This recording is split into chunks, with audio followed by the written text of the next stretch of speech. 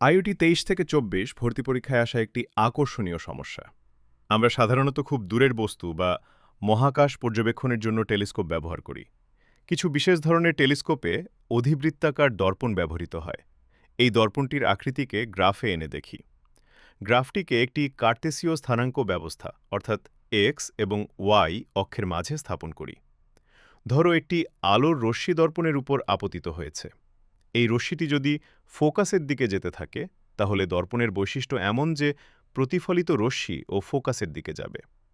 ধরে নেই রশ্মিটি 20,20 বিন্দুতে আপতিত হয়।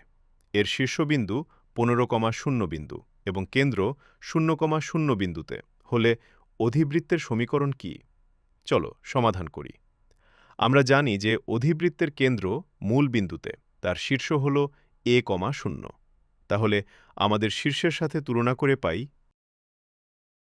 যাকে স্কোয়ার করলে পাই a square is equal two 225। আবার আমরা জানি একটি অধিবৃত্তের আরও অক্ষ এক্স অক্ষ এবং মূলবিন্দু কেন্দ্রে হলে এর সমীকরণ x square by a square minus y square by b square is equal to 1। এই সমীকরণে 20,20 বিন্দুটির কোটি ও ভুজ বসিয়ে দেখি। এখানে আমরা a স্কোয়ারের মান বসালে সহজেই b স্কোয়ারের মান পাওয়া যাবে। তাহলে b স্কোয়ারের মান পাওয়া যায় 3600 ডিভাইডেড বাই 7। a স্কোয়ার এবং b স্কোয়ারের মান অধিবৃত্তের সমীকরণে বসিয়ে পাই x square by 225 minus 7y square by 3600 is equal to 1, যা আমাদের কাঙ্ক্ষিত উত্তর। এরকম আরও ভিডিও পেতে আজই ফলো করো অর্জক।